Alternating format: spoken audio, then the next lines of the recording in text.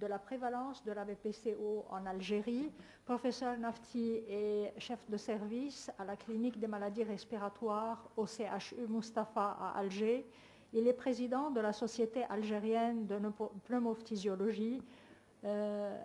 Professeur Nafti, bonjour et à vous. Bonjour Maria, bonjour Bernard. Mesdames, Messieurs, je suis particulièrement ravi d'arriver à l'heure à Beyrouth. J'étais dans l'avion il y a à peine une heure. C'est peut-être la communication que je fais le plus tôt de l'aéroport à la salle de conférence.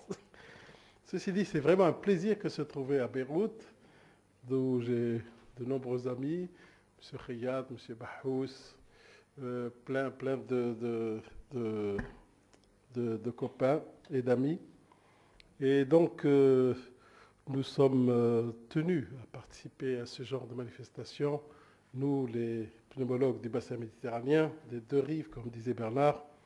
Et donc, je vais essayer de vous donner un aperçu sur la prévalence de la BPCO en Algérie. La BPCO qui est une pathologie qui se pose à nous de manière frontale en raison de tous les problèmes que vous connaissez, et en particulier du tabagisme dont on vient de parler, et qui représente la source de tous nos ennuis et de tous nos problèmes. Alors, je vais essayer un peu de vous donner quelques éléments.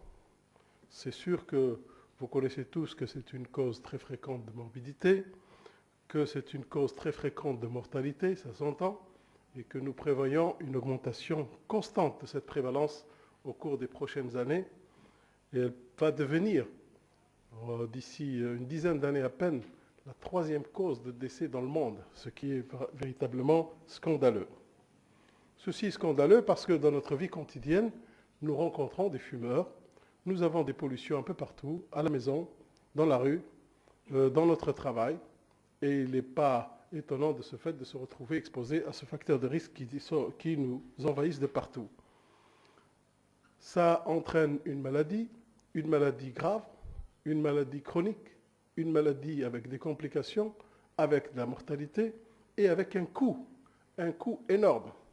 Et ça, c'est une des affections les plus budgétivores actuellement. Et pour les pays qui sommes, nous, en voie de développement, nous avons plus ou moins, comme on est en situation de transition épidémiologique, battu et combattu les maladies infectieuses, telles que la tuberculose, par exemple, qui a régressé.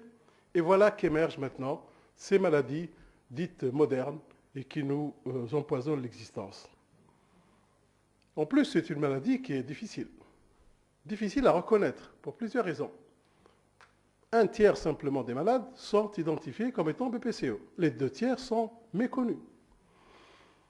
Ce qui fait que même s'ils sont reconnus, seule la moitié de ces patients vont être traités.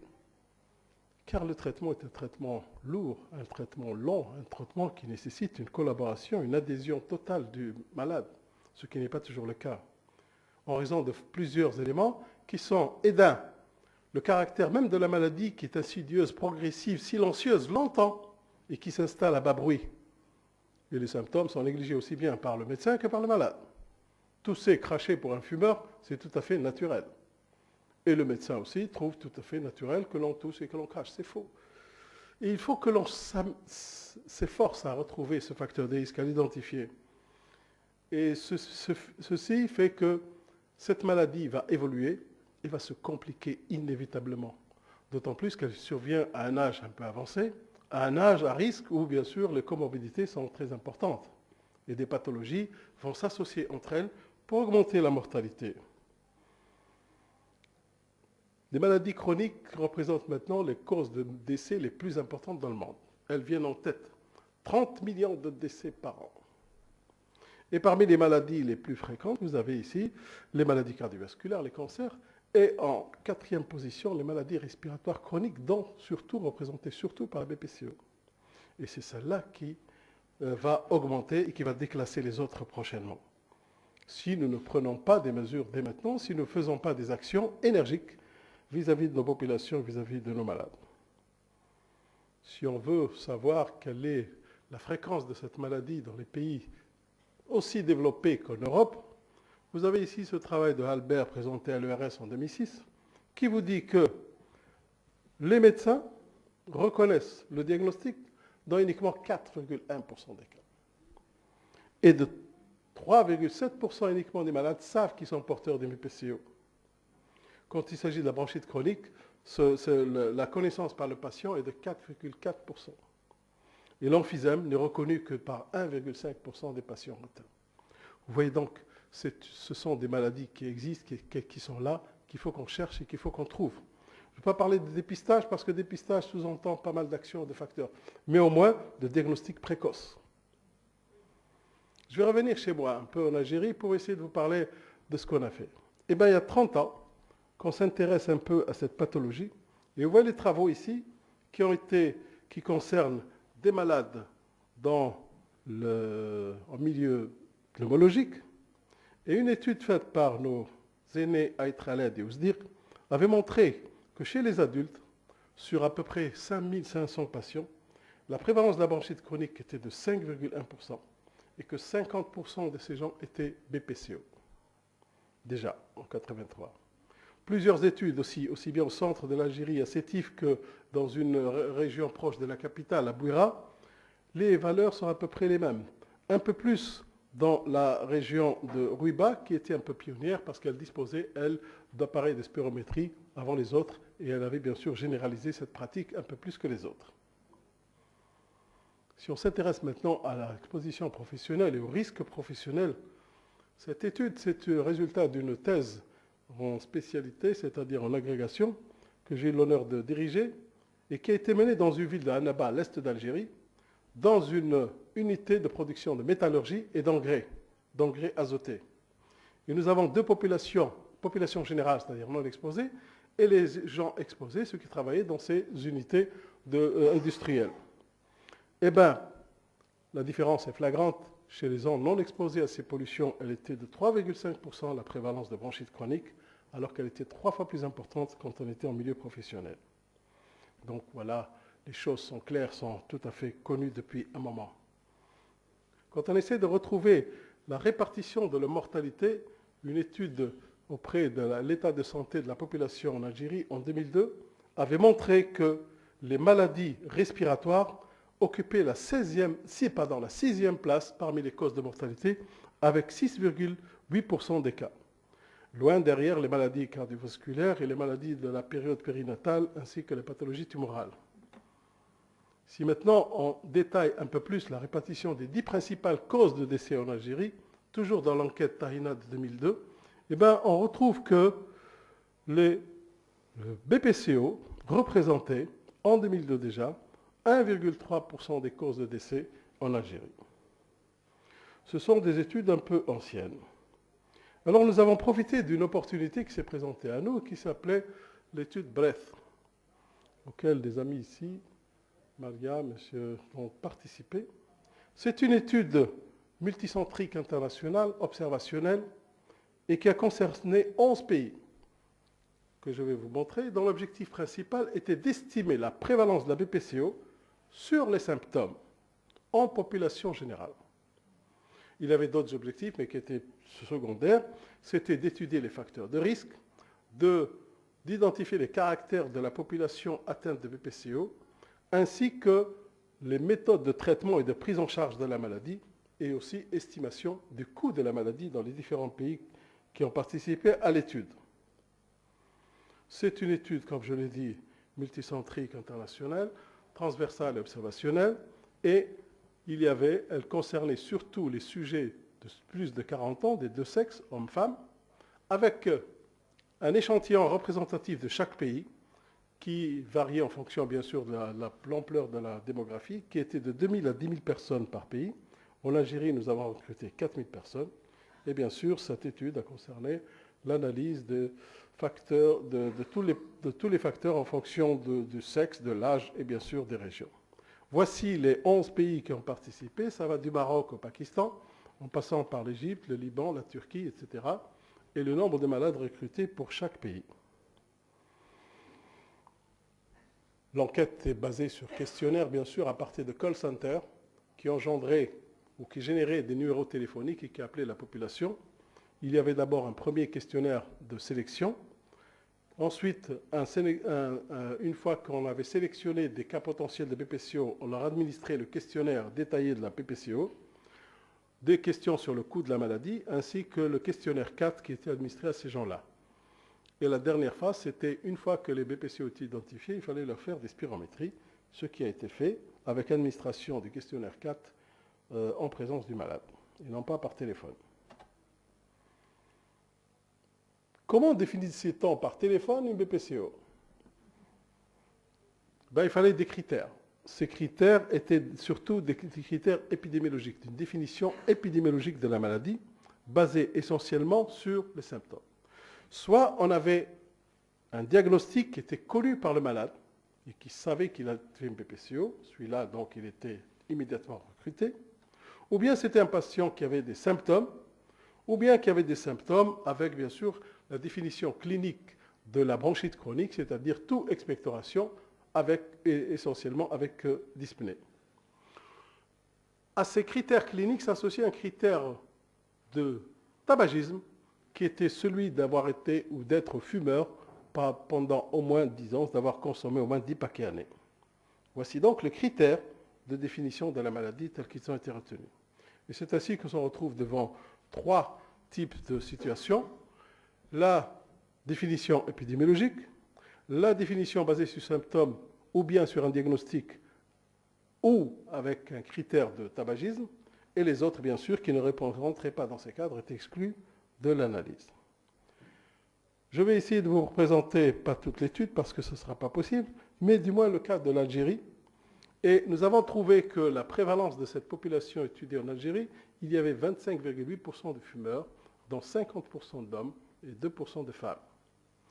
En Algérie, nous n'avons pas beaucoup de chicha, contrairement au Moyen-Orient, et le tabagisme se résume essentiellement à l'utilisation de la cigarette, dans 99% des cas.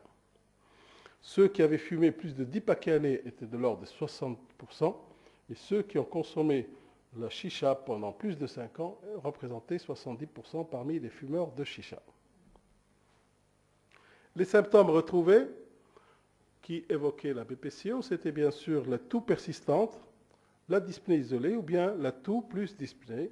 Et vous voyez les fréquences de ces symptômes qui ont été retrouvés dans sa population générale. Et quand on a réuni les définitions qui ont été émises dans l'étude, on retrouve que selon la définition épidémiologique de la BPCO, il y en avait 2,5%. Ceux qui étaient une population susceptible d'avoir une BPCO sur des critères symptomatiques ou bien de diagnostic, de 15%, et que ceux qui étaient atteints de BPCO en raison des critères tabacologiques étaient de l'ordre de 12,5%. Cette maladie est fréquente, mais aussi elle est grave. Et c'est ainsi qu'on a retrouvé que près de la moitié des patients identifiés comme étant BPCO en Algérie étaient sévères à très sévères dans 44% des cas. Et qu'un quart de ces patients avaient des problèmes avec leur occupation, avec leur emploi en raison de cette maladie. En plus, ils avaient un impact direct sur leur rendement dans 20% des cas et on retrouvait des comorbidités dans 40% des patients et représentées essentiellement dans la moitié des cas par des affections cardiovasculaires. On a essayé de retrouver un peu si ces malades étaient traités correctement et si ça répondait aux recommandations GOLD.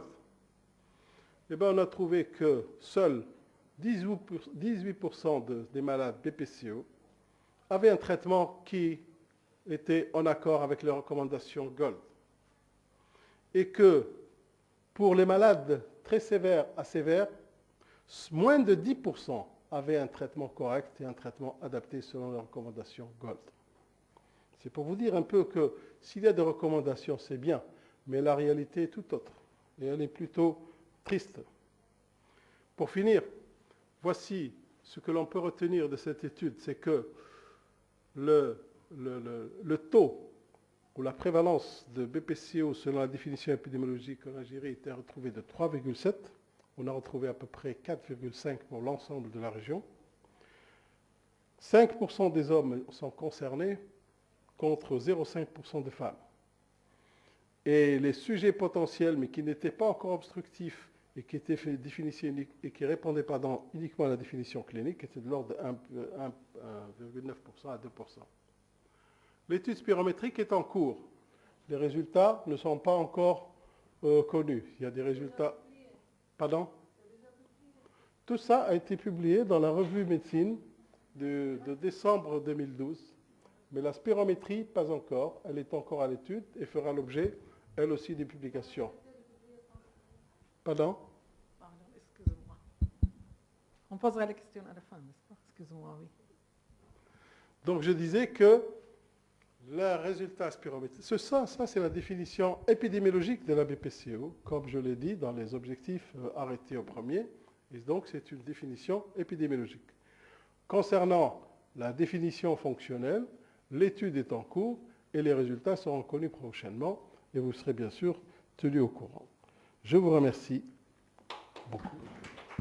Merci Salim. On a un bon bout de temps pour discuter, c'est parfait. Dis-moi, pour rebondir effectivement sur la question qui va arriver, sur la bronchite chronique, quand vous avez fait comment les spirométries? C'est des gens qui se sont déplacés? Ah oui, oui. Oui. Oui. Les gens ne venaient pas, ils étaient... Non, il y avait deux possibilités. Ouais. Soit c'était le spiromètre qui se déplaçait, on avait une équipe mobile qui se déplaçait dans les régions. Par exemple en Algérie, on a fait les 5 centres, Alger, Oran, Constantine, etc. Et pour les gens de la région centre, par exemple, on les faisait venir en leur payant bien sûr le transport, l'hébergement, etc., etc., etc. Très bien. Donc c'est une très grosse opération, effectivement. Oui. Alors justement, par rapport à cette spirométrie, et donc la définition de la BPCO, donc c'était les critères cliniques, et si c'était BPCO, on considérait qu'il y avait dyspnée. C'était la différence entre bronchite chronique. Absolument. Donc l'obstruction conférant la dyspnée. Était... Mais ce n'était pas toujours juste, tu le sais très bien, Bernard, que la dyspnée peut parfois être soit négligée, soit pas très bien ressentie par les patients. Et donc, tous ceux qui ont été retenus, soit sur les critères cliniques de bronchite chronique, soit étaient convoqués et on leur faisait subir des spirométries. Très bien. C'est ainsi que, par exemple, en Algérie, nous avons eu à faire 310 spirométries. Et ça dépend des pays. Il y en a qui ont un peu plus. Au Liban, je ne me rappelle plus, Madame Koniski est là. Cette prévalence considère qu'il y a la spirométrie qui est comprise, là. Ah non.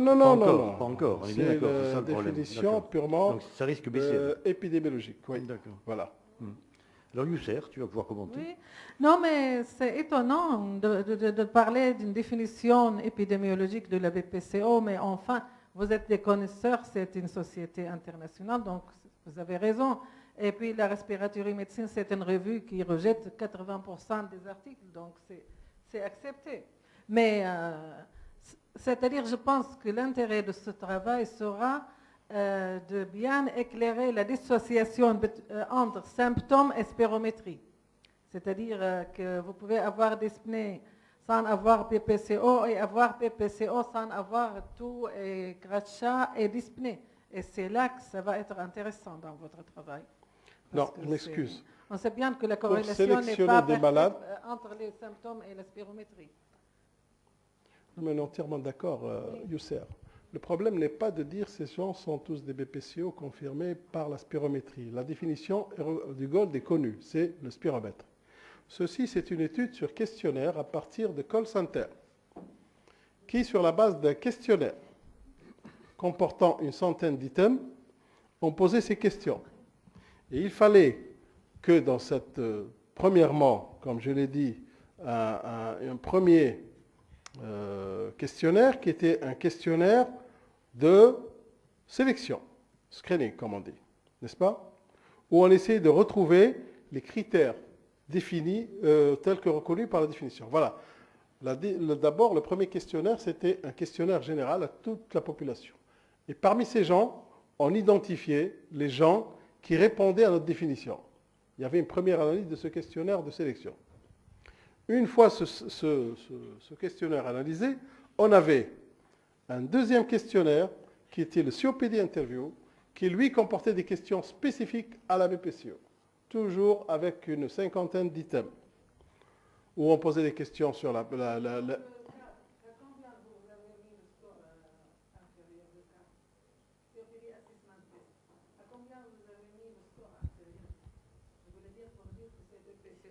C'était 10, c'était 20, C'était 10, 10, 10, 10. Celle recommandée par Gold. Oui. C'était 10. Et ce test, ce CAT était réadministré au moment où on en faisait la spirométrie, c'est-à-dire lorsque l'on voyait le malade en face de nous. Il était administré par téléphone et la deuxième fois, il était administré au patient directement par le technicien de spirométrie. Donc, une fois qu'on avait le questionnaire COPD, à ce moment-là, on excluait aussi ou on recrutait de nouveaux malades et à partir de là, on sélectionnait. C'était, si tu veux, une espèce de filtre qui permettait en entonnoir de sélectionner le plus de malades qui étaient susceptibles de faire l'objet d'une spirométrie. Et qui pouvaient, sur la base des spirométries, c'est ça la partie qui manque et qui est la plus importante, et que nous avons suggéré au groupe de faire, c'était de faire l'analyse de toutes les spirométries réalisées au cours de cette étude. Juste une petite remarque pour ajouter à ce que le professeur Nafti a dit. Comme c'est une étude épidémiologique qui voulait évaluer la prévalence nationale, donc elle ne pouvait pas être faite avec de la spirométrie. C'est très difficile de faire une spirométrie à très large échelle. Et les questionnaires qui sont mentionnés ici sont des outils épidémiologiques validés qui sont actuellement utilisés dans toutes les études épidémiologiques, et cette étude a été construite selon la même méthodologie qu'une étude qui s'appelle Survey of COPD in North America and Europe, qui a été publiée en 2002 dans le European Respiratory Journal. C'est la même méthodologie pour évaluer l'épidémiologie la plus représentative, comme on dit nationwide, c'est-à-dire qu'elle représente le taux de la prévalence dans tout le pays et non pas dans des populations très limitées. Donc c'est une étude purement épidémiologique. Maintenant, l'intérêt de l'article qui va sortir sur la spirométrie, c'est de pouvoir valider la définition épidémiologique qui a été faite par téléphone. Et d'ailleurs, le taux de participation à la spirométrie, juste pour démontrer qu'il est difficile de faire une spirométrie à très large échelle, la participation pour la spirométrie a été relativement faible. Je ne peux pas vous donner les chiffres parce qu'ils ne sont pas encore publiés, mais il a été relativement difficile de chercher les gens qui ont été choisis de façon aveugle pour participer à la spirométrie. Merci Salim. Bienvenue. Merci. Encore une fois. Merci. Je crois qu'il y a un problème, comme tu l'as dit, il y a un sous-diagnostic de la maladie, il y a une attitude thérapeutique qui n'est pas toujours adaptée. Est-ce que vous avez réfléchi à des mesures à prendre pour essayer de changer cet état de fait, en fait? Oui, très très bonne question. Comment changer les choses? Moi, je pense que pour changer les choses, il faut d'abord, il y a deux aspects. Il y a le volet médecin et le volet public. Le volet médecin, c'est il faut qu'il s'intéresse à la maladie, même si le malade ne se plaint pas de symptômes. Savoir chiffrer le tabagisme de chaque malade et de tout sujet qui est fumeur et qui a dépassé les limites, comme on dit, 10 paquets années, doit faire, même en l'absence de symptômes, l'objet d'une exploration fonctionnelle pour essayer de... Et puis, trouver plutôt, ne pas attendre les 10 paquets années, même plutôt pour tout fumeur qui, même s'il n'a pas des symptômes, essayer de lui faire des spirométries et d'essayer d'évaluer les dégâts bronchiques. Et la population, c'est la sensibilisation. C'est la lutte anti-tabac qui doit être bien sûr permanente, mais c'est aussi et surtout la sensibilisation des pouvoirs publics pour essayer de faire en sorte que les prix de tabac très dérisoires dans nos pays, que la consommation à tout âge de ce tabac est en vente libre un peu partout, qu'il faut qu'il y ait une politique anti-tabac absolument bien guidée, bien menée, et de sensibiliser les gens sur les dangers de ce tabagisme. Je pense que c'est, à mon avis, les deux aspects pour essayer de... Et puis former, la formation médicale, les gens, tu as vu combien de pourcentage de BPCO étaient correctement traités, moins de 10%, moins de 15%. Ça veut dire que c'est bien d'avoir des recommandations, encore faut-il savoir les utiliser et les appliquer. Et ça, c'est toujours le problème qui se pose à nous. Et pour le tabac, justement, où en êtes-vous de l'application des lois au niveau des aéroports, des bistrots, etc., des brasseries? Alors, en Algérie. En Algérie, tu sais, connais bien Bernard. Nous avons des lois et les lois les plus prolixes du monde. Nous avons un truc de législation anti-tabac comme ça, malheureusement inappliqué. Malheureusement inappliqué. Parce qu'il n'y a pas les modalités d'application. Et jusqu'à maintenant, la politique a consisté à faire beaucoup plus de sensibilisation, d'éducation. Et moi j'ai dit, j'ai répété, et je fais que ça actuellement, c'est qu'il faut qu'on passe à une vitesse supérieure, c'est-à-dire les sanctions. Il est temps d'arriver à sanctionner les gens, parce que si on ne fait pas cette action, ça fait 15-20 ans qu'on mène des campagnes de lutte anti-tabac, c'est vrai que le nombre d'ex-fumeurs a doublé, c'est vrai que les jeunes fument un peu moins, mais que les filles fument un peu plus, et le prix de la cigarette, il faut l'augmenter. Et il faut maintenant sévir dans le lieu public pour que l'on puisse arrêter cette épidémie. Si ça peut vous consoler, vous avez eu l'élégance de ne pas dire que cette étude a montré que le Liban avait malheureusement le plus haut taux de tabagisme. Nous sommes les champions dans le tabagisme dans toute la région. Les femmes libanaises sont les championnes dans le tabagisme de toute la région. Et il s'ensuit évidemment que nous avons une haute prévalence de la COPD ou de la BPCO au Liban et que nous peinons pour faire appliquer une loi qui interdit le tabagisme dans les endroits publics et qui, pour la première fois de l'histoire, a été votée à l'unanimité par le Parlement, mais nous peinons à la mettre en application, malheureusement. C'est une loi qui a fait un tabac. Là. Pardon. Non, c'est une loi qui a fait un tabac, c'est une Qui a blague. fait un tabac, effectivement. Est-ce que c'est interdit dans les moyens de transport? Cette loi le prévoit. Dans les moyens de transport. Et en Algérie, dans les moyens de transport. Parce que c'est... Dans les transports, c'est par la loi interdit. Oui. Dans les faits, non respecté. Parce que chez nous, en Syrie, il y a fine. C'est-à-dire, si un conducteur fume, vous portez plainte, il paye une amende. Eh bien, c'est bien. Et c'est ça qui les arrête de fumer. Moi, je Mais pense ils que ne c'est fument ça. pas. Moi, j'entre dans n'importe quel moyen de transport, il fume, je lui dis, ça me dérange. Tout de suite, il le jette, tout de suite. Parce qu'il sait que je peux prendre... Merci. C'est très bien. D'autres remarques sur le sujet? Sur la BPCO, on a vraiment été dans les temps, ma chère coprésidente. On faut remercier le professeur Salim Nafti Merci. et tous les orateurs.